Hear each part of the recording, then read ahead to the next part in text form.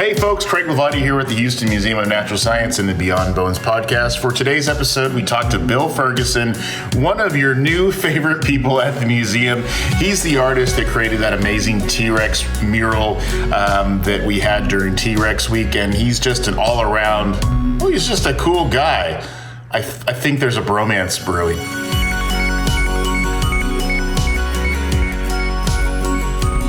Howdy, folks. Craig Levati here with the Houston Museum of Natural Science. This is, of course, the Beyond Bones Zoomcast, and I am joined, as always, by my co-host with the skull in the background. That's Kat Havens. Hey, how's it going? So what's cool, we noticed this when we were doing prep for the show, you have a skull in your background.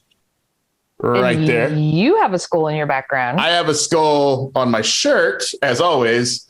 And our guest, Bill Ferguson, he's got a skull behind him, too. Trifecta. Perfect. Hey, guess what? We all have skulls. That's true. Coconuts. There we go. Wow. We're making magic today. Guys, really excited for this podcast.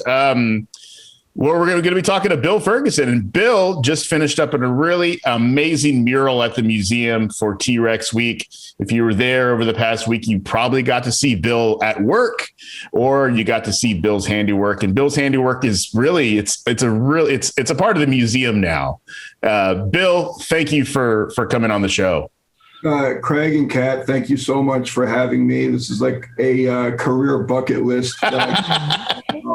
Bill, you're the best. And you like my room and you don't think it's childish. So I love your room, and we are children, and we like it. Skull, guitar, Mr. Bill, Abominable Snowman from Rudolph. Yeah. Slimer. Because I never grew up. There we go. Is that Slimer? It is. Right under him? Okay. And then... It's like Marshmallow Man somewhere around here. It's like the Family Guide hide and seek that Bill made for the museum, except for it's in Bill's room instead of the museum. How about that? Yeah. I love it. Do you have a copy of it? Does anybody have a copy of it close by? No. Maybe. Oh, I might. Hold on. I'm going to see if Kat, because I wanted to, for her to hold it up. If she's got a copy there we go. Okay. You're the man. I was going to make notes. So guys, if you come to the museum, you can ask for one of these guides, and Bill drew everything in it. Yeah. And I'm really excited to talk about like my thought process. It took me a year to make the entire thing. Yeah. I hope you don't mind. I want to give a shout out to so many great people in the education office, including Kat. Yeah. Person I was working under was Julia Russell, and she was just awesome to deal with. And it took a long, long time. I mean, I can talk about that first if you would. Yeah, I want to. The guide itself is just. Right. We could take a whole show for that. What is the guide, Bill? Do you want to explain it to us real quick, so our people can know? Right. So I was commissioned to work on the guide because from my understanding is they wanted to have a lot of kids be more one-on-one with objects from the private collection that are there. Sometimes they might be like passed over because a lot of the kids, including myself, want to run and see the dinosaur bones, which are awesome. And then there's so much cool stuff that's on the other floors as well. And it was just a pleasure to be able to work on this guide. So I'm actually going to show you the finished product, but more excited about showing you all the steps that I went through. I don't know if I had mentioned before, but there's about 500 objects. Yeah. Wow. For this guy right here. So if you look closely, you'll be able to see it's actually segmented into different areas. We have the Energy Hall. We also have the Texas Hall, and then also at the very, very bottom, you'll see the Paleo Hall. That's why we saved a lot more space for that. I see the sloth. Yeah. Yeah, I'm glad you mentioned the sloth because that's my favorite set of bones. Mine too. You know, that is something else. I think I've seen more people. That's starting to be a dark horse favorite in there, I think.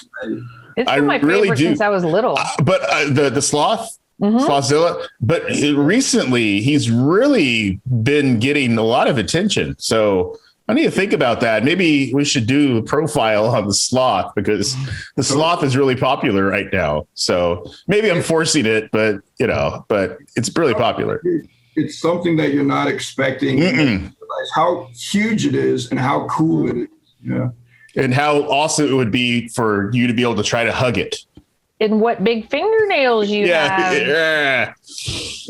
Because it's once you get to that point of the paleo haul, as you know, Bill, like you're almost done, like it's almost the dawn of man. And then all of a sudden Slothzilla comes out at you. Right. And it's just really fun. So you added a lot of your favorite items onto that map too, if I remember. I'm glad you mentioned them. And let me know if I'm super excited. So I hope I don't. It's okay. That's a good thing. That's a really good thing. That's what's special and cool about you is that you are excited. Thanks. So I'm a visual person. So I kind of broke it down. When I started the project for the map, like I was mentioning to you, like different areas would have their own sections. So we kind of divided it out into those little sections right there, just to get a feel for how much area you wanted to have for a particular thing. And then it would slowly go from this to, and I'm glad that you mentioned Craig, that I got to put some of my own personality. Awesome. A little prospector in the side. Yeah. When I was working under Julia, I'm like, I have this really silly idea to do stuff like that. She's like, come on, do it. We miss Julia. Julia, where'd she go to?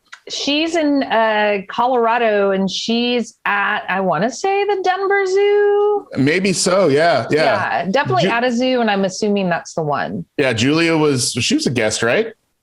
No, we just missed her. Yes, and we missed her. Yeah. She quit so she didn't have to do the podcast. She evolved. I mean, I was going to Colorado to do a podcast there. Yeah, that's kidding. I should just let's all fly up there. Johnny, all of us. Bill's going to. It was Bill's idea. I remember seeing some of your drawings when you were first starting this, because I have the wonderful privilege of working in the education office with Melissa, who is, of course, your wonderful partner. And I got to see some of the little proto drawings and stuff. And it was just really exciting, kind of wondering what it was going to look like, and then being flabbergasted by it when it came out. Like, it's so much. Thank you. Stuff, and it's really cool. It was awesome. So I just kind of show us how it evolved. Yeah, because I know. So you started with the quadrants, so it's almost like it's like quadrants of the museum's brain. Like dinosaurs take up a big part, and then everything else sort of gets fit in there too, where it may.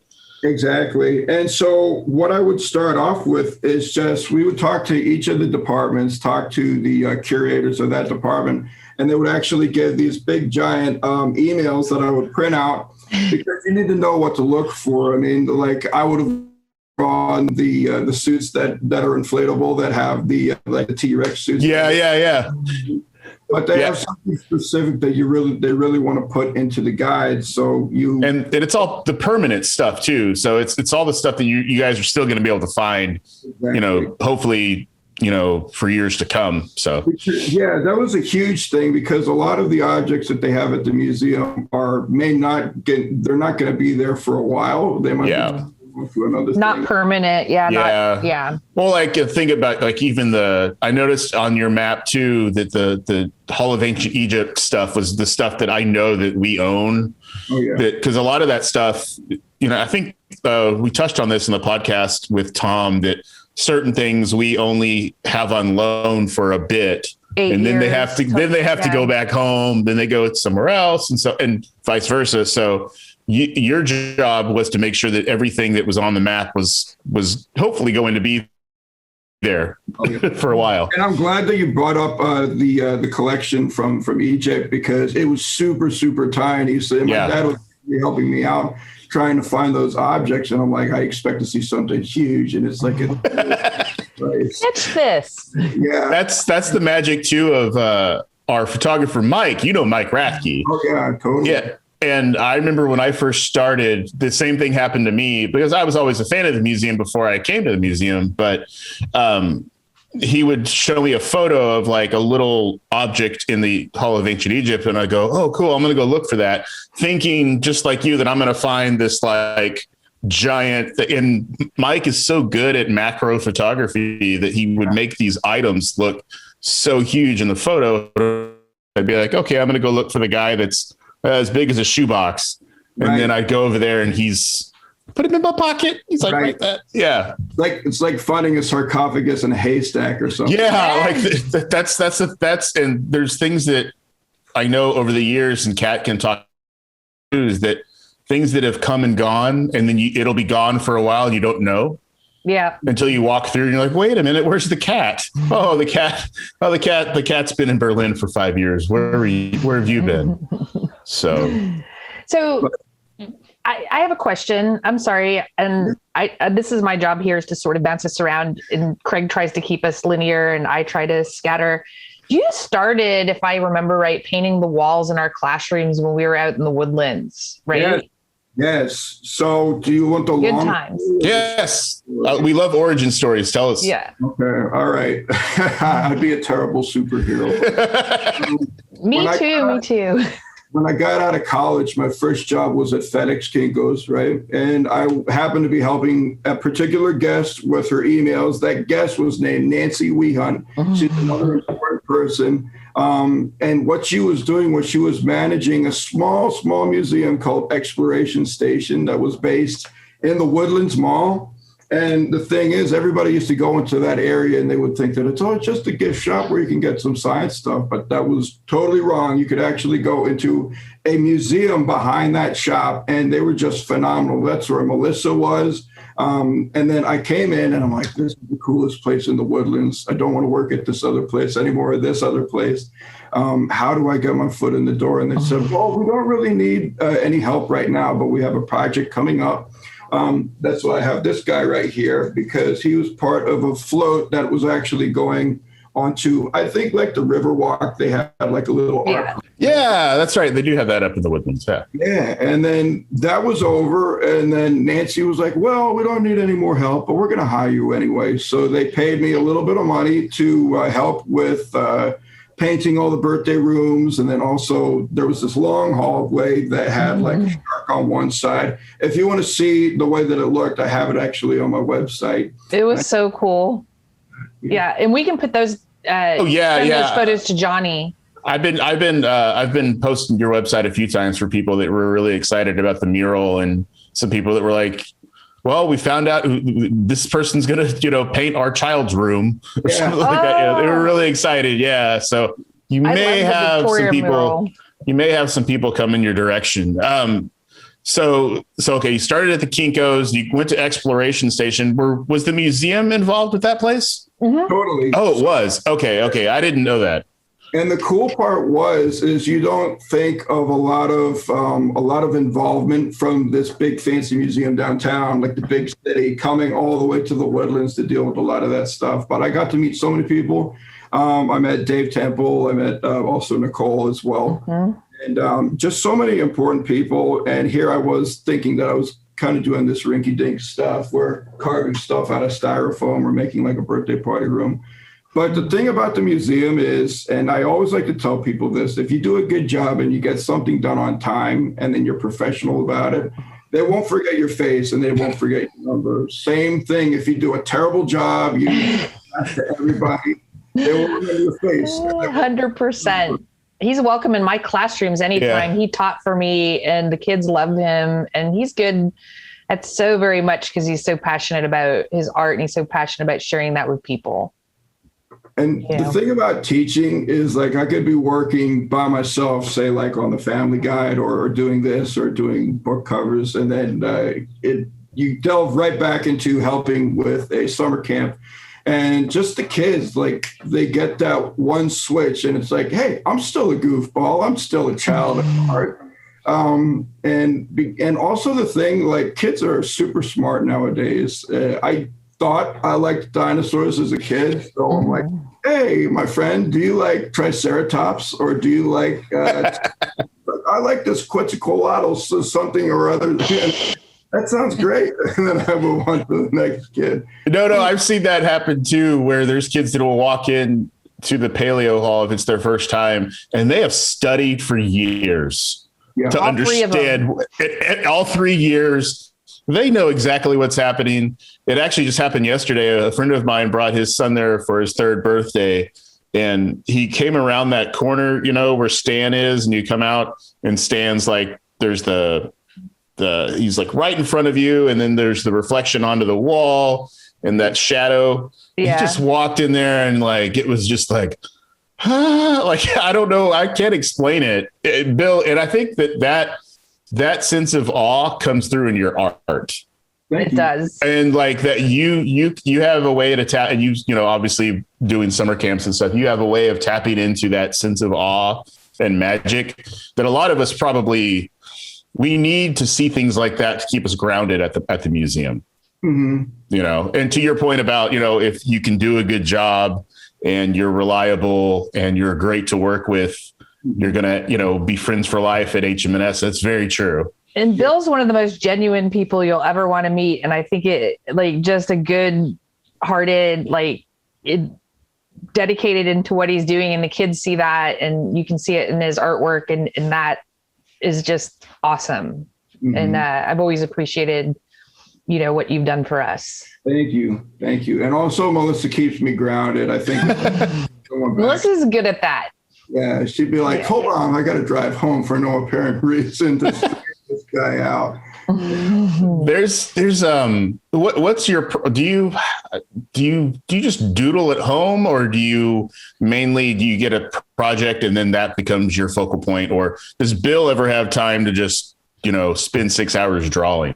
So the thing is, when I get home, I'm really, really lazy because I find that I'm working on a lot of projects and hustling. And since I moved in with Melissa and we got this house like last summer, it's just like constant, where I'll be working on something else, and then say like a book cover will come up. And for example, this summer, I heard rumor that something was going to be done for TRex Week. And I'm like, I don't know what I have to do, but I have to get that job. And so it's, I forgot what your question was. But I do that all the time. I love it. No. It was like, I've always wanted to know this from especially artists too, because I know that like I'm a writer by trade. So I write for fun sometimes.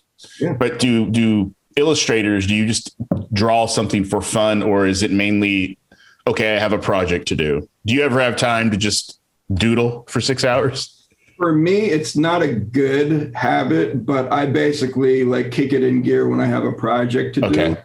Yeah. And I find that like, if ever I'm working on something, I'm never like, oh yeah, been there, done that. This is going to be a breeze. It's never the case, because there's always going to be different challenges that pop up. There's always going to be something that you thought was going to be super easy, which ends up being a nightmare. And you're like, oh, everybody's going to notice that cloth. Something that I wanted to bring up, because every so often I'll get like, everybody's real cool and chill, but I might get someone like, oh, what kind of paleontologist does this guy think he is? Does he know anything about zoology? And I always want to answer, no, I don't. I'm an artist. I went to the Ringling College of Art and Design. The good thing about the museum is everybody is super smart there.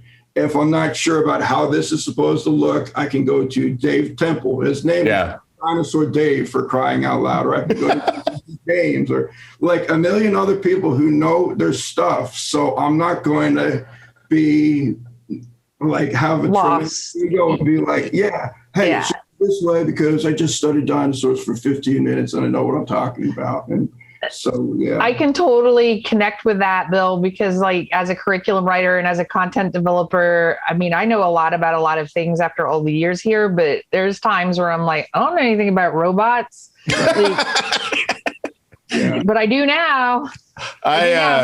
But you can ask somebody here. There's so many people and so many resources for, you can double check yourself. And that's what really matters. And for me too, that's like the definition of just someone who really knows their stuff, because they're never going to be like, well, I know everything. I can just sit in my lazy chair and like have a great time and like, shout at people. I find that especially people at the museum, like I got to talk to Tina Petway when I was working. I love her.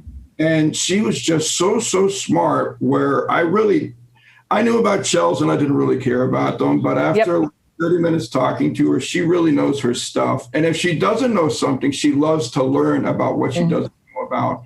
And that's just, for me, like the thing that makes HMNS great. She can make shells exciting too. Mm-hmm. Yeah, that's the thing I was just going to say. What's interesting about the TRex mural is that did you and David work on that together, like to decide what the TRex was going to look like? How did that whole thing evolve? So it was exciting, but it was a very, very tiny turnaround time because I was going to New Jersey at the time. And then when I got back, I actually hired a great guy who helped me out immensely. He probably doesn't want it, but I'm going to give him a shout out anyway. His name is Sergio Figueroa. Okay. I like the name. He helped me build the entire frame because we wanted to make it safe for all the kids, like walking on, you know. But basically, I only talked to Dave Temple towards the end of the entire project. And it was awesome because it was like in the final hours and I'm like, whoa, Dave Temple, what do you think? Did I do this wrong? Did I do that wrong? And he says, it's fine. And, but he did tell me that the latest craze right now is that dinosaurs actually show evidence of having feathers and different types of, I guess, I don't want to say fur, so I'll just say plumage. Feathers. Yeah, like fuzzies. And proto feathers. That was kind of a challenge because you wonder about, okay, how much is enough? What makes it look like feathers? How much texture do you need? Because I'm kind of like the old school where I think like the T-Rex from Jurassic Park still looks cool. And like putting a mohawk on them and maybe like a mullet in the back, it kind of looks, it's ferocity. I love that. Yeah, it looks a little bit more Mad cartoonish. Max. Yeah, Mad Max. Yes, that's perfect. Mad Max T-Rex is okay. That's scary. That's a cool tattoo idea, Craig. Okay, never mind. Get another tattoo. So you and David worked towards the end, I guess, just the finishing touches. And that's what I pride myself on is I think any good artist should be like constantly checking back. Does this look right? Does that look right? How much should I do of this?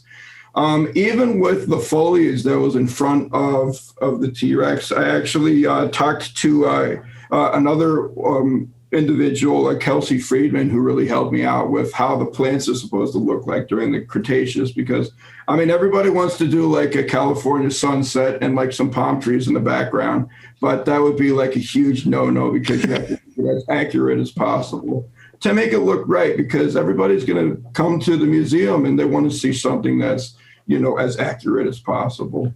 So, yeah, that's another aspect of paleo art is that you can't be, I don't want to say you can't be artistic, but you can't do anything abstract. You can't use much of your imagination because people expect something like the mural to be just pitch perfect. You know what I mean?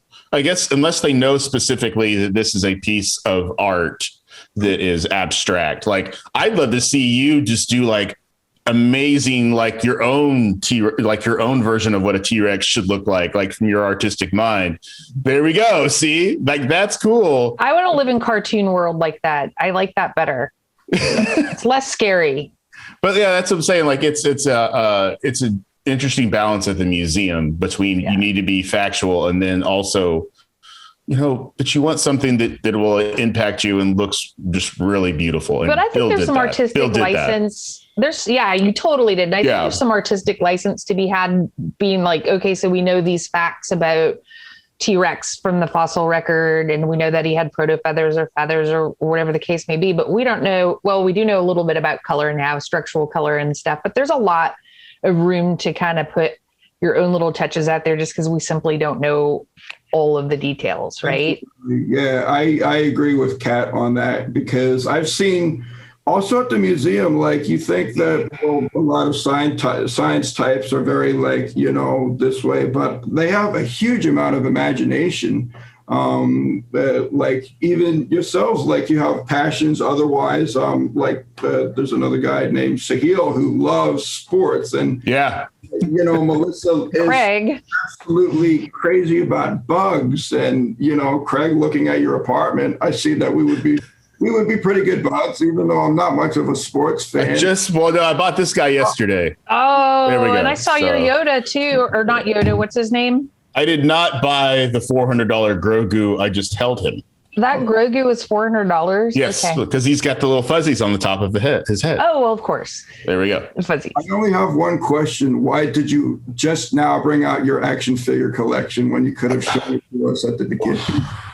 Because they're all okay. I just moved, and so all the cool stuff is actually in Rubbermaid tubs right now. I need to find a spot to put them all. I'm going to schedule a play date for you too. All my cool stuff that I get from around town and everything. Because yes. Okay, this past weekend was Comic Palooza, right? Mm-hmm. And I walked out of there. I hosted 2 panels, had a great time. Shout out to the guys that voiced Dragon Ball Z and some other really great folks. Comic Palooza is a great thing. The museum needs to be there next year. We need to have a booth. Oh yeah, I agree. I think it'd be a great maybe idea. Bill can be painting at the booth. Yes. There we go. I was going to go there we go. And then, I bought a bunch of. I bought a Dr. Zaius doll. Okay. Sorry, Cornelius from Planet of the Apes. I bought a Cornelius doll. I bought the Hulk doll. I bought some. A Lego Mandalorian and Grogu. Okay. And I'm a big. You probably are in the same boat with me. I'm a big Sesame Street fan. This is the Manchild episode of Beyond the podcast. I'm a big fan of Sesame Street. No, she's got to love Sesame Street too. I love Sesame Street. Yeah, I do. But that art too has a way. I've noticed. I was looking at some old Muppets and Sesame Street stuff. That stuff leads me to my next question for you, Bill. Yeah. So like that stuff is just really sweet to me. Like there was something about the illustrations that they did in the 70s and the 80s with Sesame Street. Yeah. Who were your big influences? Like who were the artists that colored your imagination along the way? My childhood. Yeah. This is kind of be like answer 2 questions, right? Because a lot of people ask like, hey, my son or daughter is interested in the arts. What do I have to do to get them interested? And I try to be as simple as possible and stay away from it. Is a lot of work, I'm not going to lie, but you have to kind of know, you just got to enjoy life, like sketch as much as you can and just get inspired, go to the museum. One of the artists that I love, his name is James Gurney. If you have ever read Dinotopia. Oh yeah. It's an awesome book, but he actually went to school, I believe, I might be wrong, for paleontology first. And then he became a phenomenal artist. And I use these books all the time. First one is called Imaginative Realism. Oh, wow. Oh, look at that picture. And he's phenomenal. And he breaks it down into a language that anybody can understand. And if you ever meet an artist that's like, hey, man, I don't need any of that reference stuff. I'm already awesome. They're totally lying because everybody needs to have these pointers and tips to help them out. The other book is called Color and Light. And in my mind, he's like on the forefront of, how a dinosaur should look, how it should walk. And what I love is he's so old school. You can actually see him on his Instagram channel. He will actually make a little clay model of a dinosaur and then he'll put it in the woods right behind his house and he'll wait for the type of light, to where it looks bigger. Sense. Yeah. Yeah. I love that. So definitely a huge fan of James Gurney. I was a big fan of Disney, still am. And then another artist that I really thought was interesting, his name is William Stout, and he actually has a correlation with the museum. He did one of the murals that's actually in the Paleo Hall right now. Yeah, yeah. And I'm not sure what time period it is, but yeah. That stuff to me is just so enthralling. Yeah. That right there, yeah. That's it's not Permian. It might be. I don't know. That's been around a long time. We have the actual oil painting of that in one of the boardrooms, I think. Do we? Not sure if you guys have this one. Yeah, it is Permian. Because look, it's got Dimetrodon over here. Oh yeah. Mm-hmm. It's Permian. Yeah, and we do have that oil painting, if I'm not mistaken. You should go check it out. It's on the second floor. I'll take you to. So that's another thing too, is that those artists, Bill, those are the artists that they create paleontologists. Those artists, if they do a really good job, that art is going to create little David Temples. 100%. or little Miria Perez's. There you go. There we go. Miria is a good friend of the show. She's now a Smithsonian paleontologist. So it's a big, but her thing obviously was art that was out there that was impressing her. And it took books like that to creators like Bill Gurney. Oh yeah. To bring that to the forefront. So and Bill Ferguson. I worked in the gift shop after COVID because we were all helping out around the museum. And then one day there was this puzzle, and then like all these people were coming in and buying this puzzle. And there was like museum people, and it was like causing this big buzz. And I was like, what is this? You created that puzzle too, didn't you? Yeah. And that was, I mean, like if I have my checklist, my, what is it? The bucket list for career. Yeah. That's another thing that I can cross off. I'm just waiting for my own action figure to be sold at the gift shop. And David has one. You should have one. Craig needs one. I'm going to buy a whole set. And when y'all are bad, I'm going to stick needles into your dolls. I don't know did you catch the last episode where I brought out the little me? Bill? But I have watched many of your episodes. Okay. Last week or the week before, because it's summertime, guys. We're taking some breaks here. I brought out, I got a 3D model of myself. It's about 7 inches tall or so, sort of like the size of like to use something Bill will understand, the size of a Marvel Legends toy. Right. There you go. About that size. Okay. See, Cat just kind of zoomed off into space. So it's that size, but yeah, we should have that for honestly, we should get that done for everybody at the museum. Yeah. Like, I think we should all have toys of ourselves that you can buy in the museum store. That'd be awesome. You could buy a bunch of the toys and they would all come with certain parts, and all those parts would mix in. All those parts would create Joel. Yeah. What are those things called? Like a transformer. Yeah, like a transformer. And you have to buy the entire line of toys, and each comes with a little piece, and it all blends in to be Joe Barsh, the president of the museum, who keeps us all paid. I think it's a genius idea. Yeah. Yeah. We should all put those together. Like you buy the David Temple doll and you get the Joel head, or you buy the cat doll or the Tina doll. You get like one of Joel's arms, or you get his watch. I'll be his watch. Yeah. You put everything together and it creates Joel. That was on your bucket list though. So have a Bill doll and make a puzzle. And it was awesome because I wasn't expecting them to do anything with the puzzle. It was awesome to have the map finally done, but they started printing it in limited runs, so they didn't want to be like, hey, here's free. Because I think we're still trying to be sort of green with it, to where if you come to the museum, you can enjoy it and then give it back to us, and then we can recycle it and keep it used out there. Of course, they are suitable for framing. Yeah, I would have tacked that to my wall as a kid, to be honest with you. I would have kept that thing. Yeah. But yeah, we try to, and I know, so now it's in puzzle form, right? Right. And so it was just a real delight and a surprise to see that they actually took it a step further. And I actually tried to make it. It's a really hard puzzle. How many pieces is it?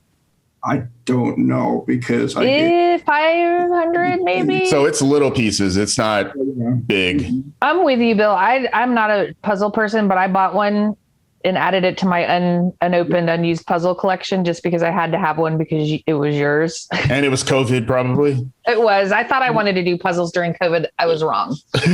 Turns out.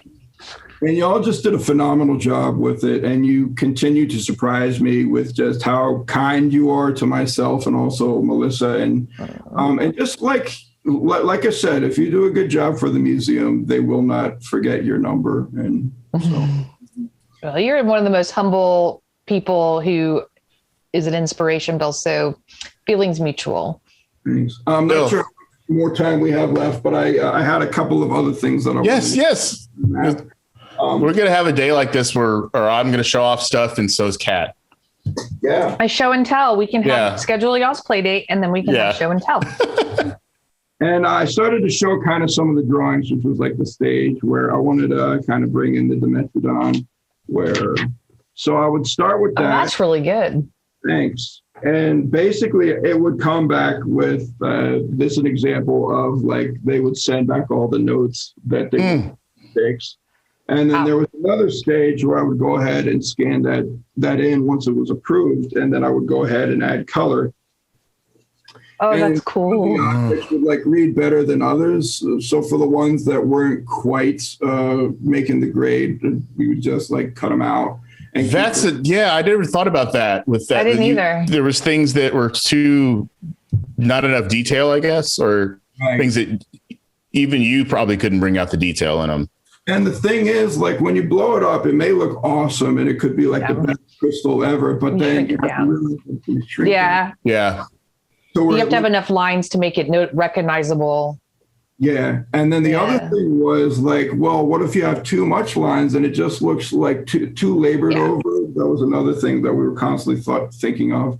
One of the hardest things I drew for the map, it wasn't a dinosaur. It was actually this guy right here. This generator. Yeah. I felt like I would have to go to MIT to figure out what all the things are supposed to be connected to and all that. And so you had to look at that thing for a long time. Nicely to where I actually took many, many pictures. I hope you guys can see it. Yeah. Weiss Energy Hall. Oh yeah, for sure. And that's not the best drawing light up there either. Yeah. Or like all the cacophony that's happening up there is not really good for concentration. Yeah. That's one of the halls, I think, of all at the museum that has the most, since it's all engineering, it's all very harsh lines, very industrial, obviously, but it's just very, I always find myself up there. Like when I'm up there, I feel very motivated. Like I feel like it's like for some reason, like it makes me want to work harder. I love the oh my gosh, the name of it just went out. The projection surface of the city. Energy City. Energy City is my favorite because it's peaceful and methodical, and the rest of it's a little hard for me. It's a little noisy up there for me. Yeah. It just gets me excited because it's like, hey, why can't a museum be more like themed entertainment where there's 2 motion-based simulators upstairs. It's like GeoVader and it's just up on the 4th floor. You know, we can go on the GeoVader, which is all the kids always love. Well, I'll tell you this: we know now from talking to more people about the Egypt Hall and the physics hall that's coming. You ain't seen nothing yet. Because what I've seen about our physics hall, I'm excited to see how your eye sees the physics hall. But when that thing gets done, I guess that's 2023 now, I think, something like that. Yeah, that sounds right. Oh man, like it's going to be like you walked into a Marvel movie. It's going to be, I've seen some of the things they're trying out. It's amazing. So there's going to be a lot of stuff for you to draw there for sure. Sweet. There's going to be a big old clacker ball thing like that, people have on their cradle. Desk. It's going to be one of a huge one. Huge Newton's cradle. There's this, what is it? Like the part in Big where it's the periodic table. It's a periodic table that you can step on. Mm-hmm. I'm just always afraid to say anything because I'm not sure what's top secret. No, it's been on the outlet that I covered. Yeah. Yeah. And more than I do. So I'm always like, Houston Business Journal came out and had a good time over there. Oh, cool. And I was seeing stuff for the first time. And then he was like, oh, okay, cool. Writing down notes. And I'm like, that's going to be the coolest thing ever to promote. Like in my mind. Oh yeah. I want to see you do a tap dance on it. When I get good art or good things at the museum, like Bill's stuff or anything that happens, there's things that I know that our team, the marketing team, is going to be able to show off. Mm-hmm. is the greatest feeling in the world. And that makes me feel excited about the museum all over again. Thanks. Bill's awesome, though. I'm so glad that you got to be our guest. That makes me happy. Oh yeah, it's a pleasure for sure. And yeah, we will have I think we're going to have a whole series of just the men at HM&S and the toys that they love. And it's going to be a series. We're going to go to my house. We're going to go to Bill. James Washington has. Oh my. You've seen how many dinosaurs he has at his house. Yeah, his wife must be like the most amazing person on the planet. Like he's got like triples of things, and Johnny, our producer and the head honcho over HMS YouTube, he's got a collection of some stuff too. That honestly, Johnny has a DeLorean. Oh. A real one? Yes. Oh yeah. Oh yeah. Oh yeah. Really? He literally now you can't help it over there. Really? There we go. Yeah. Are those the ones with the doors that go up, Yep. right? Like Back to the Future. Yeah. It's That's the car like they used in that movie. Okay, that personifies like my teenage years, man. So we are going to have an episode, or either an episode of this podcast, where we go to all these houses and we see everything that we have. And I'll be like off. playing the part of Super Nanny. Craig, don't open the packaging. It's supposed to be in the package. It's supposed to be in the package. That. It's going to lose value. Bill, how do people get in touch with you on social media if they want you to do something for them personally or something like that? Sure. I'm going to read out my website. Okay. It's Bill, Bill, Ferguson, Ferguson, illustrator .site123.me, and that'll be able to take you to my website. We'll put that down at the bottom of the screen too, and Johnny will do all that, and then also Instagram. Actually, I would prefer if people contacted me through my website. Okay. I get excited and I'll post some artwork, like say from Trader Joe's, my other job. Yeah. I'll do this, but then it's like, hey, if I have a great time at the beach, I'll post a picture of my face. Okay. It's kind of unprofessional, but you can definitely follow me on Instagram. Yeah. I forget what my Instagram profile. We can send it to us. We'll put it down in there. Yeah. But that's what I'm saying. Like these people love to be able to, even if you are showing a picture of your face at the beach, people get excited about that stuff. They like to know the personal. They like to know their people. favorite artists and what they're doing. So he has a life too. That he's post the jar of green beans. They don't mind. People will be excited that you like green beans. It's fine. People love it. So we're really excited to have you here, Bill. Thanks again. And guys, check out all of Bill's work. I think the TRex mural is going to be in the educational wing now. TRex week is sadly over with. It will be back next year. Bill will be back next year. Maybe he'll paint a mural on the entire side of the museum. I don't know. That's just my idea.